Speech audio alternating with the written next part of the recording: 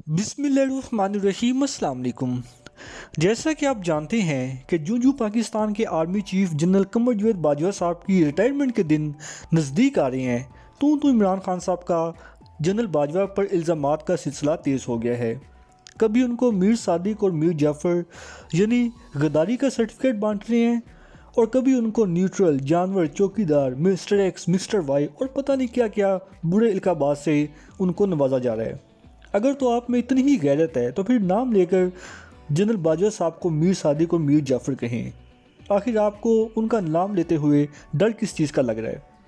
क्यों इशारों में आप पाकिस्तान के सिपह सलार को बदनाम करने की कोशिश कर रहे हैं? अगर तो आपको पाकिस्तान के सिपह सलार वाकई में गद्दार लगते थे तो फिर मुझे मेरे इन चंद सवालों का जवाब दे दें। अगर तो आपने मेरे सवालों का जवाब दे दिया फिर तो आपके दावों को हम सच्चा मान लेंगे, और अगर इन केस आप मेरे सवालों का जवाब ना दे सके तो फिर जनरल कमर जावेद बाजवा नहीं बल्कि इमरान खान साहब आप खुद मीर सादिक और मीर जाफ़र होंगे, यानी गद्दार वतन। मेरा पहला सवाल ये है कि अगर तो पाकिस्तान के सिपह सलार वाकई ही गद्दार थे तो फिर आपने उनकी मुद्दत मुलाजमत में सेकंड टर्म के लिए 3 साल के लिए एक्सटेंशन क्यों की?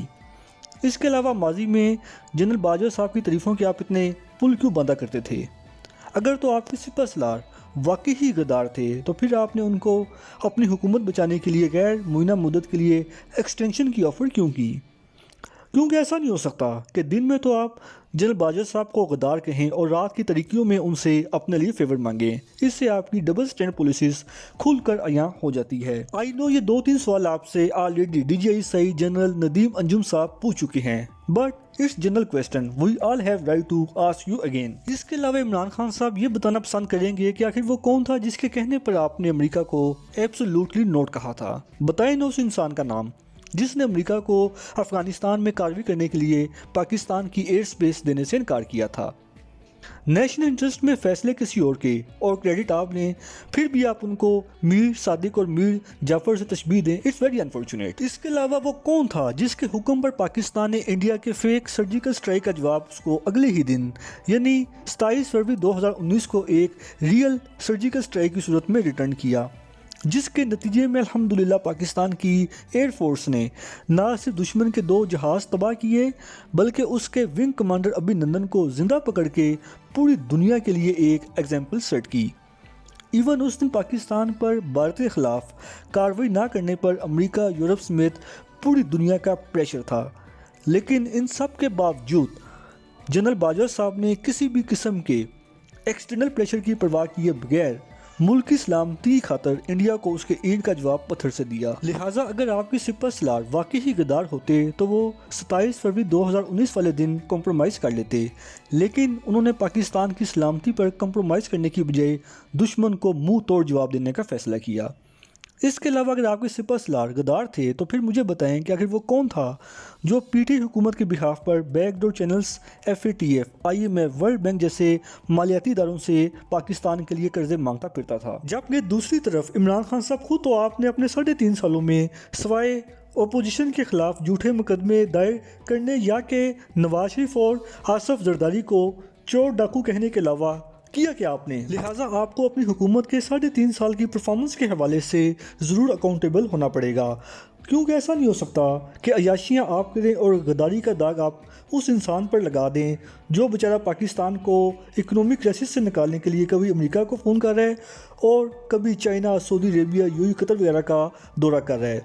और ये भी याद रखें, अगर आज अल्हम्दुलिल्लाह पाकिस्तान का नाम FATF की ग्रे लिस्ट से खारिज हुआ है, उसके पीछे भी उसी इंसान का सबसे बढ़कर किरदार है जिसको आप सुबह शाम मीर सादिक और मीर जाफ़र से तशबीह देते हैं। इसके अलावा वो दिन भी याद करें जब पाकिस्तान का हाल भी श्रीलंका की तरह का होने जा रहा था, यानी पाकिस्तान भी श्रीलंका की तरह डिफ़ॉल्ट होने के करीब था।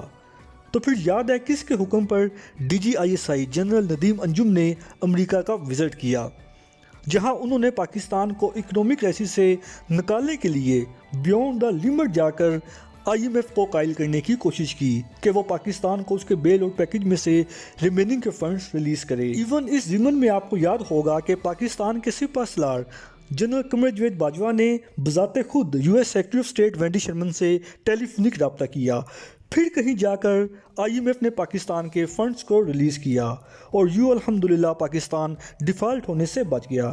لہٰذا جب آپ کسی پر غداری کا الزام عائد کرتے ہیں تو پھر آپ کو اپنے الزام ثابت کرنے کے لیے ایویڈنس بھی پیش کرنے چاہیے، جو کہ آپ کے پاس ہے نہیں۔ اوپر سے آپ کو یہ بھی معلوم ہونا چاہیے کہ آخر آپ کی حکومت کیسے آئی، کیونکہ 2018 کے جنرل الیکشن میں آپ کی پارٹی کی نسبت PMLN زیادہ فیور تھی، لیکن ان سب کے باوجود انہوں نے آپ کو موقع دیا۔ لیکن پھر جو آپ نے اپنے محسنوں کے ساتھ سلوک کیا وہ دیکھ کر مجھے حضرت علی رضی اللہ تعالیٰ عنہ کا وہ قول مبارک یاد آیا جس میں انہوں نے کہا تھا کہ جس سے آپ نیکی کریں پھر اس کے شر سے بھی محفوظ رہنے کی کوشش کریں، کیونکہ بہت کم لوگ ایسے ہوتے ہیں جو کہ کسی کی نیکی کو یاد رکھتے ہیں، ادروائز میجورٹی انہی لوگوں کی پائی جاتی ہے جن سے آپ نیکی کرتے ہیں پھر وہی آپ کے لیے خطرے کی علامت بن جاتی ہیں۔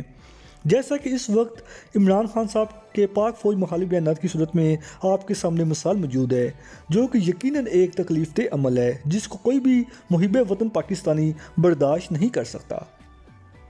فی الحال اس وقت کے لیے اتنا ہی، ملتے ہیں انشاءاللہ اگلی ویڈیو میں، تب تک کے لیے اجازت۔ اللہ پاک ہم سب کا حامی و ناصر ہو۔